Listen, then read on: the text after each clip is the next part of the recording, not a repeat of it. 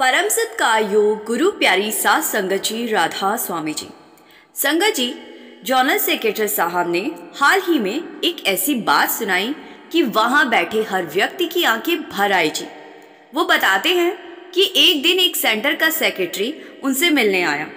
मिलते ही वो जैसे टूट ही गए। उसके आंसू इतने बह रहे थे कि रुक ही नहीं रहे थे। वो बार बार केवल एक ही बात कह रहा था कि साहब, बस ये अरदास बाबा जी तक पहुंचा देना। उनसे कहना कि उनका एक प्रेमी कई सालों से सिर्फ उनके दर्शन की आस में बैठा है। अब ये कहते कहते वो सेक्रेटरी इतना बिखर गया कि जनरल सेक्रेटरी के लिए भी अपनी भावनाएं रोक पाना मुश्किल हो गया जी। जनरल सेक्रेटरी साहब ने ये पूरी घटना हाल ही में डेरा ब्यास में हुई एक मीटिंग में सबके आगे सुनाई जी। बात इतनी दर्द भरी थी कि मीटिंग में मौजूद नजरें भीगी बिना ना रह सकी। संगत जी, इस वीडियो में हम आपको वही पूरी कहानी विस्तार से सुनाने वाले हैं जी, और इसके साथ एक और दिल को छू लेने वाली घटना भी बताएंगे जी। जब किसी ने बाबा जी की कोठी के बाहर एक गुल्लक और एक चिट्ठी चुपचाप रख दी थी जी। तो आइए पहले सुनते हैं उस सेक्रेटरी की बात जो फूट फूट कर रोने लगा था जी। संगत जी, जनरल सेक्रेटरी साहब बताते हैं कि वो सेक्रेटरी इतना फूट फूट कर रोया कि उनसे भी अपनी भावनाएं संभालना मुश्किल हो गया। और यही किस्सा उन्होंने कुछ समय पहले डेरा ब्यास में आयोजित मीटिंग में साझा किया था। संगत जी, कुछ दिन पहले बाबा जी का जम्मू जाने का कार्यक्रम बना था। अक्सर ऐसा होता है, कभी प्रोग्राम तय हो जाते हैं, कभी समय और परिस्थितियों के अनुसार बदल भी जाते हैं जी। ये घटना उसी समय की है जब अनंतपुर साहिब में कार्यक्रम हुआ था जी, और उसके आसपास बाबा जी की जम्मू यात्रा की तैयारियां चल रही थी जी। जम्मू प्रोग्राम की व्यवस्था देखने के लिए जोनल की नई टीमें पहले ही वहां पहुंच गई थी जी। उन्हीं में जनरल सेक्रेटरी तलवार साहिब भी शामिल थे जी। तलवार साहिब बताते हैं कि उन्होंने हाल ही की एक मीटिंग में ऐसी घटना साझा की जिसने उन्हें भीतर तक हिला दिया जी। वो कहते हैं, मैं अपनी टीम के साथ एक ऐसे सेंटर पहुंचा जो बेहद दूर, कठिन और दुर्गम इलाके में बना हुआ है। छोटा सा सेंटर जहां पहुंचना कई लोगों के लिए लगभग नामुमकिन जैसा है जी। लेकिन कुछ समर्पित सत्संगी वहां रहते हैं, इसीलिए उनके लिए छोटा सा सब सेंटर बनाया गया है। तलवार साहब आगे बताते हैं, जब मैं सत्संग घर के अंदर गया और उस सेंटर के सेक्रेटरी से मिला तो मैंने सामान्य सा सवाल किया, यहाँ कितनी संगत आती है? सेक्रेटरी ने सिर झुकाकर कहा, साहब, यहाँ कुल 66 लोग ही सत्संग में आते हैं। कभी कभार हिम्मत जुटाकर ये संख्या 70 तक पहुंच जाए तो बस समझिए कि उस दिन बहुत लोग आ गए। ये सुनकर जनरल सेक्रेटरी साहब ने अगला सवाल पूछा, अगर यहाँ से डेरा जत्था भेजना ही हो तो कितने लोग जा पाते? सेक्रेटरी ने धीमे स्वर में कहा, जी मुश्किल से 10 या 11 लोग। 10 या 11 लोग ही जा पाते, उससे ज़्यादा इकट्ठा करना हमारे लिए मुमकिन नहीं होता। अब जनरल सेक्रेटरी साहब ने पूछा, फिर जत्था तैयार कैसे करते हो? तो सेक्रेटरी साहब ने बेहद सादगी से जवाब दिया, जी साहब ने कहा, हम एक दिन पहले ही सबको फ़ोन कर देते। हमारा इलाका पूरा पहाड़ी है। संगत के घर एक दूसरे से बहुत दूर, कभी एक पहाड़ी पर, कभी दूसरी पर। इसीलिए कई बार फ़ोन के साथ साथ हमें खुद भी एक एक घर जाना पड़ता है। सबको साथ लेकर आते हैं, इकट्ठा करते हैं, फिर एक तय जगह पर जमा करते हैं और वहीं से जत्था आगे बढ़ता है। इसके बाद वो सेक्रेटरी साहब कुछ झिझकते हुए चुप हो गए। फिर धीरे से कहने लगे कि साहब, अगर आप अनुमति दें तो एक गुजारिश करना चाहता हूँ। अब जनरल सेक्रेटरी साहब ने तुरंत कहा, हाँ बेटा, बेझिझक बोलो, क्या कहना चाहते हो? सेक्रेटरी ने दोनों हाथ जोड़ लिए और बहुत ही नम्र स्वर में कहा कि साहब, हमारा सेंटर बहुत छोटा है और ऐसी जगह पर है कि शायद बाबा जी कभी यहाँ तक पहुँच ही ना पाए। लेकिन आप तो अक्सर बाबा जी से मिलते हो, उनसे मेरी ओर से निवेदन कर देना कि अगर कभी अवसर मिले तो जब उनका जहाज यहाँ के ऊपर से गुजरे, बस एक बार हमारे सेंटर की तरफ नजर डाल दें। बस ये छोटी सी गुजारिश है, हमें कुछ और नहीं चाहिए साहब। सिर्फ उनकी एक कृपा दृष्टि मिल जाए तो हमारी जिंदगी धन्य हो जाएगी। वो आगे कहता है कि साहब, बाबा जी देश विदेश के अनगिनत सेंटरों में जा चुके, हर जगह दृष्टि डाल चुके।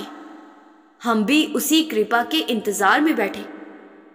एक बार, सिर्फ एक बार हमारे इस दूर दराज बने सेंटर पर भी नजर पड़ जाए तो हमारा जीवन धन्य हो जाएगा।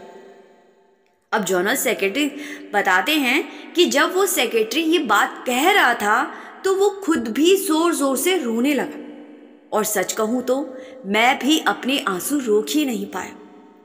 वो इतना तड़प कर कह रहा था कि साहब, हम बस बाबा जी की एक दृष्टि के भूखे। बस एक बार मैंने उसे दिलासा देते हुए कहा कि तुम्हारी बात मैं जरूर बाबा जी तक पहुंचाऊंगा, लेकिन मैं ये नहीं कहूंगा कि आप जहां से गुजरते हुए दृष्टि डालें। मैं ये अरदास लगाऊंगा कि सच्चे बादशाह एक बार उस दुर्गम जगह बने सेंटर पर भी कृपा करके स्वयं पधारिए। अब मीटिंग में ये बात सुनाते सुनाते जनरल सेक्रेटरी साहब की खुद की आवाज भरनाए लगी। उन्होंने कहा, सोचो, उन दूर दराज इलाकों के सत्संगियों के दिल में अपने गुरु के लिए कितना प्रेम है। हम लोग तो बड़े शहरों में बैठे हैं, हमारे पास डेरा पास है, बड़े बड़े सत्संग घर है, सेवा भी आसानी से मिल जाती है, लेकिन हम उसकी कीमत समझ ही नहीं पाते। उन्होंने आगे भावुक होकर कहा, वो लोग तो कई कई छोटे सेंटर मिलकर मुश्किल से जत्थे की एक बस भर पाते हैं। 50 लोग पूरा करके ही जत्था भेज पाते, और यहाँ हम सेवा की कदर ही नहीं करते। हम अक्सर सेवा पर ना जाने के बहाने ढूंढने लगते हैं। उन्होंने आगे कहा, ये बात हम सबको एक होकर बाबा जी तक पहुंचानी चाहिए। बहुत से सेंटर है, बहुत से सेक्रेटरी हैं जो बाबा जी से यही अरदास करते कि हजूर एक बार हमारे सेंटर पर भी पधारिए। लेकिन कुछ जगह ऐसी है जहां संगत की तड़प अद्भुत है। अगर कभी बिना योजना के अचानक बाबा जी वहां पहुंच जाए तो वहां की संगत खुशी से झूम उठेगी जी। पर सब कुछ बाबा जी की मर्जी से होता है, सब कुछ बाबा जी की मौज से चलता है। हम ये तय नहीं कर सकते कि मालिक कब, कहां और कैसे जाए। उनकी कृपा का तरीका उनका अपना होता है। अब कुछ महीने पहले की बात है, जब बाबा जी हरियाणा के करनाल में वहां के मेन सत्संग घर में गए थे। उस दौरान बहुत सारी संगत और सेवादारों ने बाबा जी के दर्शन किए थे जी। उसी दिन करनाल के ही एक छोटे सेंटर पर एक सेवादार की ड्यूटी लगाई गई थी। उसको मेन सेंटर जाने की अनुमति नहीं थी, इसीलिए वो उस छोटे सेंटर में ही ड्यूटी कर रहा था, और बाबा जी इधर मेन सेंटर में ही दर्शन दे रहे थे। वो सेवादार अकेला ही बस मन ही मन अरदास कर रहा था कि ये कैसी सेवा है, मेरे सद्गुरु मेरे शहर में आए हैं और मैं उनके दर्शन भी नहीं पा रहा। वो सेवादार भावुक होकर रोने लगा और उसकी ये अरदास बाबा जी तक पहुंच गई जी। और बाबा जी जब मेन सेंटर से निकले तो हेलीकॉप्टर के पायलट को कहा कि दूसरे सेंटर के ऊपर जहाज को ले चलो। अब जैसे ही दूसरा सेंटर आया तो बाबा जी ने हेलीकॉप्टर को इतना नीचे करवा लिया कि वो अकेला बैठा सेवादार दर्शन कर सके जी। सेवादार ने नीचे से बाबा जी को हाथ जोड़े और बाबा जी ने भी हेलीकॉप्टर में से सेवादार को हाथ जोड़ दी, और फिर हेलीकॉप्टर आगे दिल्ली की तरफ चला गया जी। संगत जी, कहने का मतलब है कि जब हम मन में कोई अरदास करते हैं तो बाबा जी जरूर सुनते हैं जी, और हम पर कृपा भी जरूर करते हैं जी। संगत जी, आइए अब हम आपको इस वीडियो की दूसरी घटना सुनाते हैं जी। जब बाबा जी की कोठी के बाहर एक गुल्लक और एक चिट्ठी ने हड़कंप मचा दिया जी। संगत जी, डेरे में जब भंडारे होते हैं तो हजारों नहीं लाखों लोग डेरे में प्रवेश करते हैं जी। कौन किस मंशा से डेरे के अंदर दाखिल हो रहा है, इसका अंदाजा भी लगा पाना मुश्किल होता है जी। डेरे में एंट्री के टाइम सबके सामान की तलाशी होती है जी, लेकिन फिर भी कभी कभी सेवादारों से छोटी मोटी चूक हो सकती है। आजकल तो चूक की गुंजाइश ही नहीं है जी, क्योंकि अब तो डेरा सहित हर बड़े सेंटर में स्कैनर मशीन लग चुकी है जी। लेकिन पहले सेवादार मैनुअल तलाशी लिया करते थे जी, और कभी कभी भूल चूक हो जाती थी। ऐसा ही एक वाक्य हम आपको सुनाने जा रहे हैं जी, कि जब भंडारे के दिनों में डेरे में पैर रखने की जगह नहीं थी और किसी ने बाबा जी की कोठी के बाहर एक गुल्लक और साथ में चिट्ठी रखकर कुछ ऐसी डिमांड कर दी कि सेवादार हरकत में आ गए जी। पूरी बात आपको भी हैरान कर देगी जी। संगत जी, ये गुल्लक और चिट्ठी वाली घटना पंजाब के फगवाड़ा शहर में रहने वाले एक परिवार की 9-10 साल की बच्ची से जुड़ी हुई है जी। अब कैसे बाबा जी ने इसके साथ चमत्कार किया था, आप सुनकर हैरान रह जाओगे जी। संगत जी, पंजाब के फगवाड़ा की रहने वाली एक 10 साल की नन्ही बच्ची थी। घर में उसका कोई भाई बहन नहीं था और उसकी माँ भी जब वो सिर्फ 5 साल की थी तब इस दुनिया से चली गई थी जी। अब ये मासूम अपने पापा और दादी के साथ रहती थी जी। दादी सत्संगी स्वभाव की थी, अक्सर सत्संग सुना करती थी और डेरा जाना उनका नियम था जी। दादी का बाबा जी पर बहुत ही अटूट विश्वास था जी। कई बार बच्ची के पापा भी दादी के साथ डेरा चले जाते थे और बच्ची तो उन्हें देखकर खुद ही साथ हो लेती थी। उसके पापा पास की ही एक पेंट फैक्ट्री में नौकरी करते थे जी। आमदनी ज्यादा नहीं थी, पर इतनी थी कि 3 लोगों का घर सामान्य से चल सके जी। जिंदगी जैसे तैसे ठीक चल ही रही थी कि तभी एक दिन बच्ची के पापा की तबीयत बिगड़नी शुरू हो गई जी। पहले तो उन्होंने पास के डॉक्टर को दिखाया। डॉक्टर ने अपनी समझ से दवाई भी दे दी, पर 5-7 दिन बाद हालात और बिगड़ गए जी। अब मजबूरी में पापा फिर से उसी डॉक्टर के पास गए जी। इस बार डॉक्टर ने दवा तो बदल दी, पर इस दफा भी बीमारी ने कोई राहत नहीं दी। आखिरकार डॉक्टर ने साफ साफ कह दिया कि आप किसी बड़े अस्पताल में जाकर जांच करवाइए। फिर बच्ची के पापा बड़े शहर के अस्पताल पहुंचे जी। वहां जब डॉक्टरों ने सब टेस्ट किए, सभी रिपोर्टें देखी, तो जो बात सामने आई जी, उसने जैसे उनके पैरों तले जमीन ही खींच ली।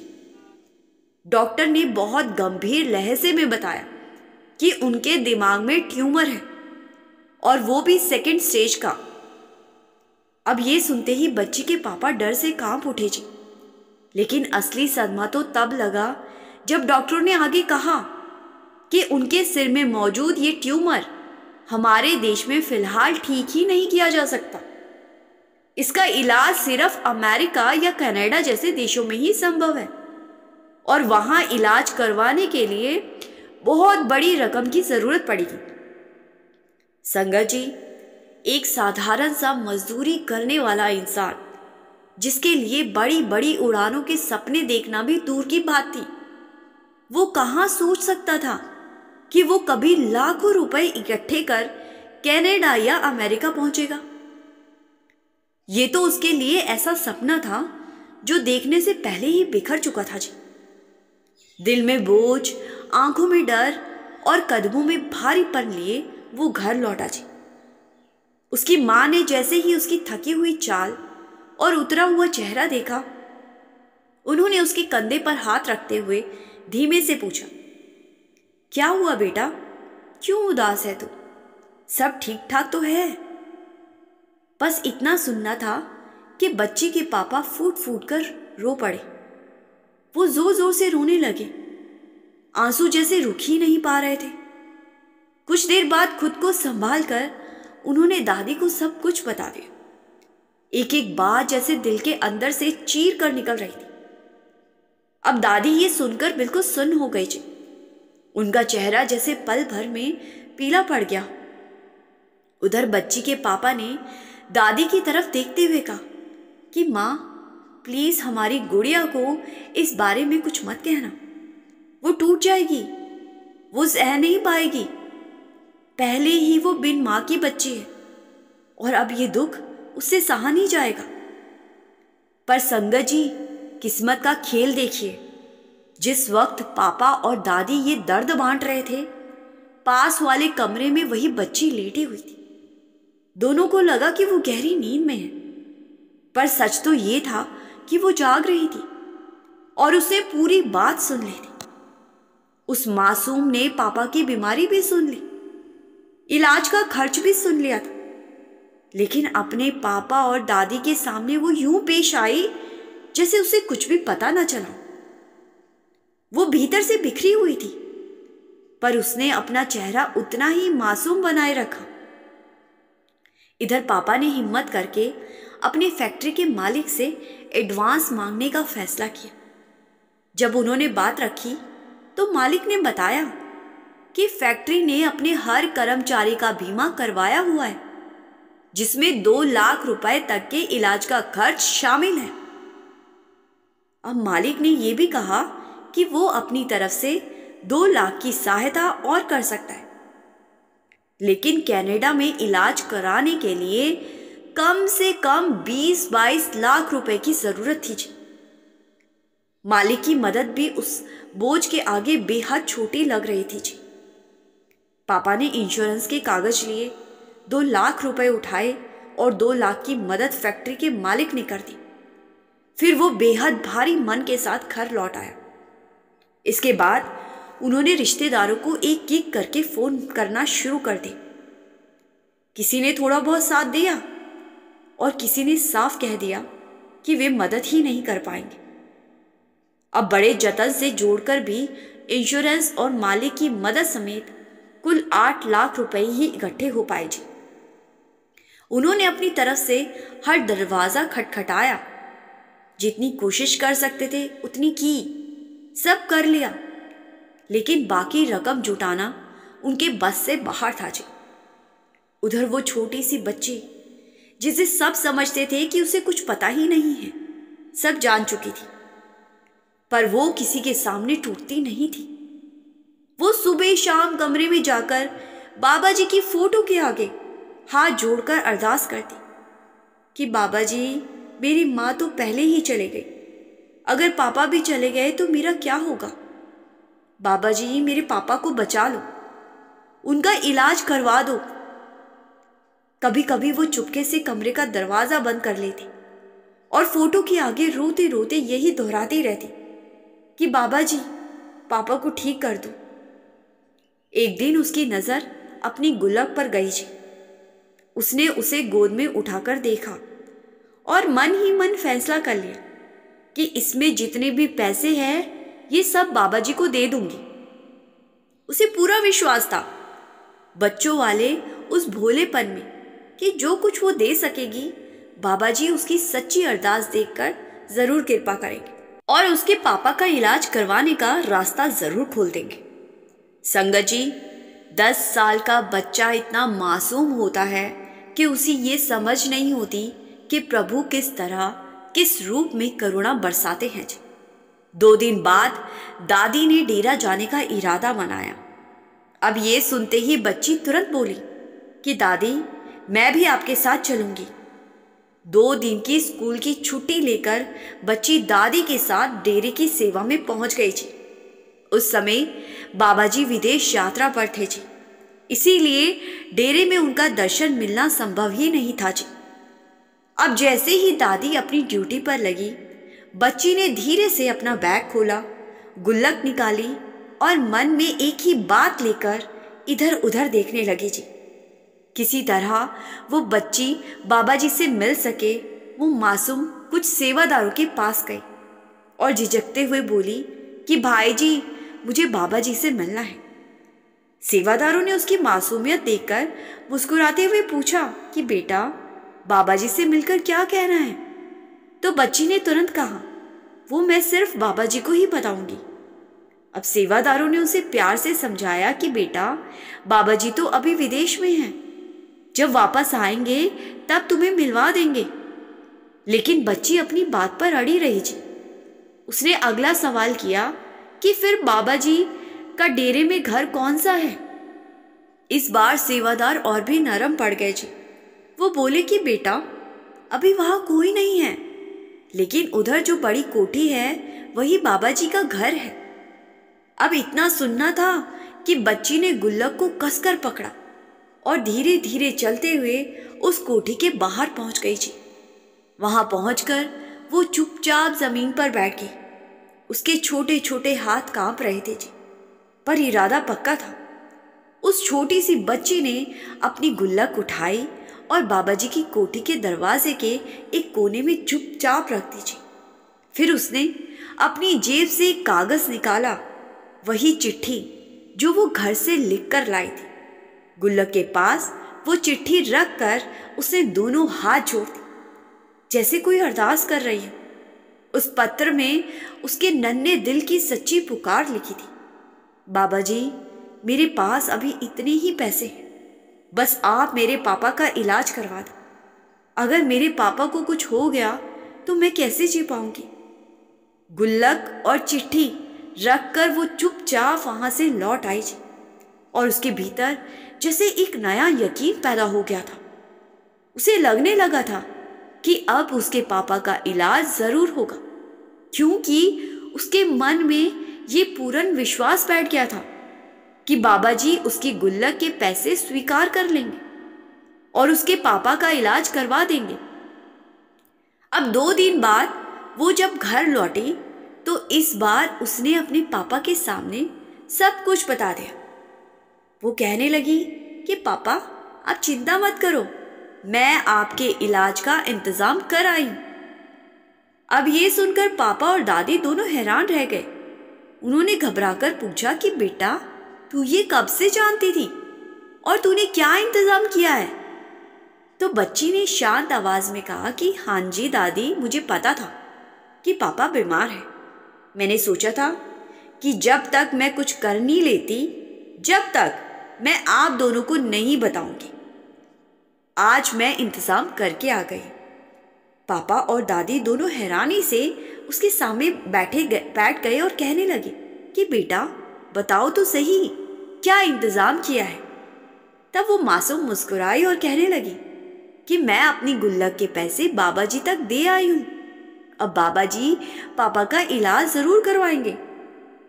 संगत जी, जब कोई प्रेम और सच्चाई से बाबा जी के आगे अरदास करता है तो मालिक उसकी पुकार अनसुनी नहीं करते जी। और अब उस परिवार के साथ भी ऐसा ही कुछ होने वाला था जी। भारत से हजारों किलोमीटर दूर कनाडा से 2 दिन बाद एक बड़े डॉक्टर की फ्लाइट अमृतसर एयरपोर्ट पर उतरी जी। डॉक्टर चंडीगढ़ में होने वाली एक अत्यंत महत्वपूर्ण मीटिंग में हिस्सा लेने आया था जी, जहां देश विदेश के कई विशेषज्ञ डॉक्टर्स शामिल होने वाले थे जी। लेकिन उसे अपने देश से चंडीगढ़ के लिए डायरेक्ट फ्लाइट नहीं मिल सकी थी जी। इसीलिए किसी ने उसे सलाह दी कि वो अमृतसर पहुंचकर वहां से कार या टैक्सी लेकर चंडीगढ़ चला जाए। अब जैसे ही वो रात लगभग 12 बजे अमृतसर एयरपोर्ट के बाहर निकला तो उसे समझ आ गया कि हालात आसान नहीं होंगे। उस गहरी रात में एक भी टैक्सी वाला चंडीगढ़ तक जाने को तैयार ही नहीं था।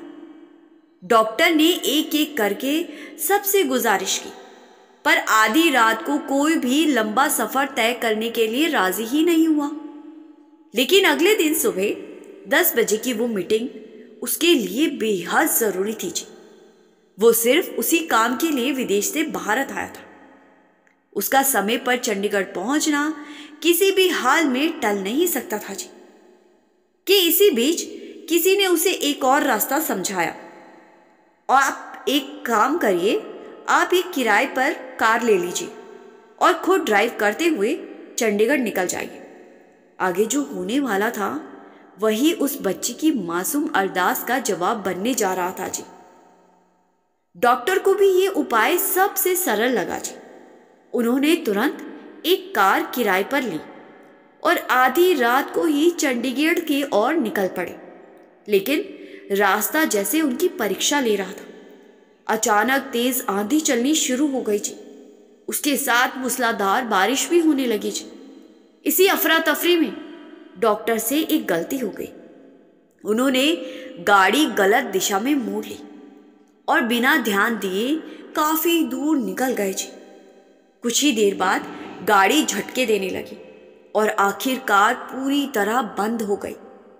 रात के 3 बज चुके थे जी। चारों तरफ सन्नाटा, अंधेरा और डर का माहौल था जी। अब डॉक्टर बेचैन होकर चारों ओर देखने लगा। सामने जंगल, खेत और बिल्कुल वीरान रास्ता।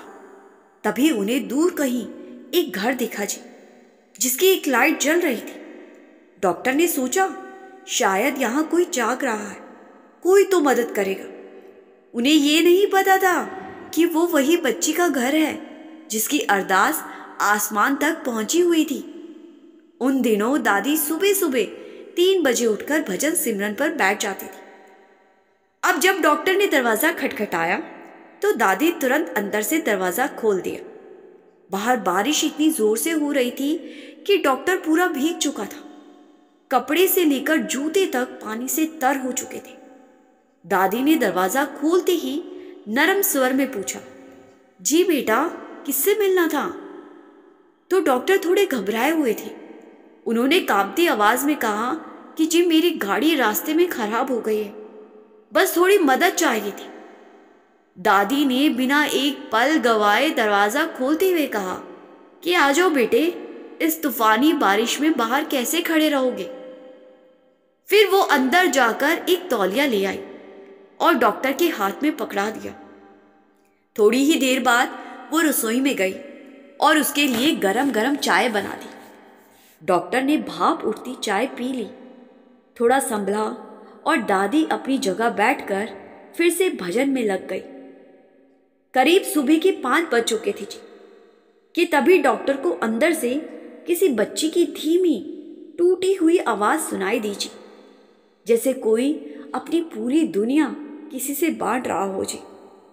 संगत जी, डॉक्टर उत्सुकता में धीरे से उठे और कमरे की ओर झांका कि अंदर वही छोटी बच्ची बाबा जी की तस्वीर के सामने हाथ जोड़े बैठी और बड़े दर्द में कह रही थी कि बाबा जी, आपने मेरे गुल्लक के पैसे भी रख लिए, अब तो पापा का इलाज करवा दो ना। कितनी देर लगाओगे? मैं बहुत डर रही हूँ, बाबा जी मेरे पापा को बचा लो। अब ये शब्द सुनकर डॉक्टर जैसे थम से गए। उस मासूम की आवाज़, उसकी पीड़ा, उसकी सच्ची अरदास, सब कुछ उनके दिल में सीधा उतर गई जी। उनकी आंखें गीली हो गई और वे अब चुप नहीं रह पाए। उन्होंने दादी से कहा, माँ जी माफ़ कीजिएगा, लेकिन अंदर जो बच्ची है इतनी उदास क्यों है? उसे क्या चिंता खा रही है? दादी ने एक लंबी सांस ली और कहने लगी कि वो मेरी पोती है। फिर उन्होंने एक एक बात डॉक्टर को समझाई, अपने बेटे की बीमारी, इलाज की भारी लागत, पैसे ना जुटा पाने की मजबूरी, ये कि अगर कुछ ही दिनों में या 2-3 महीनों में उनका बेटा चला गया तो उनकी ये पोती बिल्कुल अकेली हो जाएगी, पूरी तरह अनाथ हो जाएगी। अब दादी की बात सुनकर डॉक्टर की आंखें भर आई जी, जैसे किसी ने उसके दिल पर हाथ रख दिया। उन्होंने धीमी आवाज में कहा, अब समझ में आया कि मेरी गाड़ी आपके घर के सामने ही क्यों बंद हुई। आपकी पोती ने अपने सदगुरु से जो अरदास की थी, बच्चों की प्रार्थना कभी अनसुनी नहीं जाती। फिर डॉक्टर ने दादी की ओर पूरी दृढ़ता से देखा और कहने लगी कि आप बिल्कुल चिंता मत कीजिए, मैं भी डॉक्टर हूँ और कनाडा से आया हूँ। मैं आपके बेटे का इलाज करके ही वापस जाऊँगा और मुझे एक भी पैसा नहीं चाहिए। शायद मालिक ने ही मुझे खास इसी काम के लिए यहाँ भेजा है। अब छोटी बच्ची की अरदास को प्रभु टालते नहीं है। दादी की आंखों में अचानक चमक आ गई जी। वो भावुक होकर बार बार डॉक्टर का धन्यवाद करने लगी जी। पर डॉक्टर ने बड़ी ही विनम्रता से कहा कि माँ जी, शुक्रिया मुझे नहीं, अपने सद्गुरु को कहिए। करने वाले तो वही है, मैं तो बस एक बहाना हूँ।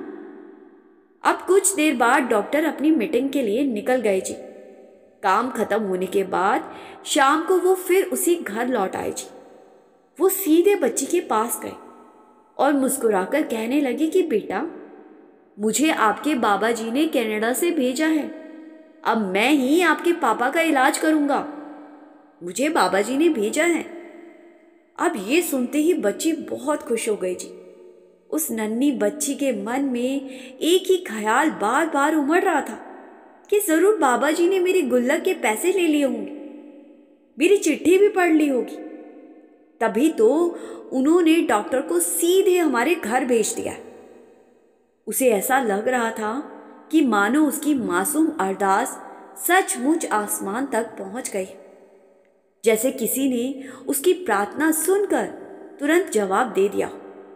उसके बाद डॉक्टर ने बच्ची के पापा को लेकर चंडीगढ़ के एक बड़े अस्पताल में उनका ऑपरेशन किया जी।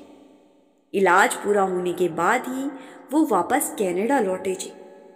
और सबसे बड़ी बात, उन्होंने इलाज के लिए एक भी रुपया लेने से इनकार कर दिया जी। उन्होंने कहा कि ये उनके लिए कोई कमाई नहीं, बल्कि एक सेवा है, एक मानवता का कर्तव्य है। उधर बच्ची के मन में ये दृढ़ विश्वास बैठ गया था कि बाबा जी ने उसकी गुल्लक के पैसे अपने पास रखकर उसकी कृपा से उसके पापा का इलाज करवा दिया। उसे पूरा भरोसा था कि मालिक ने उसकी छोटी सी पुकार को सच मानकर स्वीकार कर लिया है। संगत जी, कृपा वहीं होती है जहाँ विश्वास होता है। बिना विश्वास के कृपा नहीं मिलती जी। इसीलिए अपने गुरु पर विश्वास रखिए जी। गुरु अपने आप संभाल करते हैं जी। संगत जी, आपसे मेरी विनती है जी कि कमेंट में राधा स्वामी ज़रूर लिखिए जी। और संगत के अपने इस चैनल रूहानी सफ़र को सब्सक्राइब करना मत भूलिए जी। गुरु प्यारी साथ संगत जी, राधा स्वामी जी।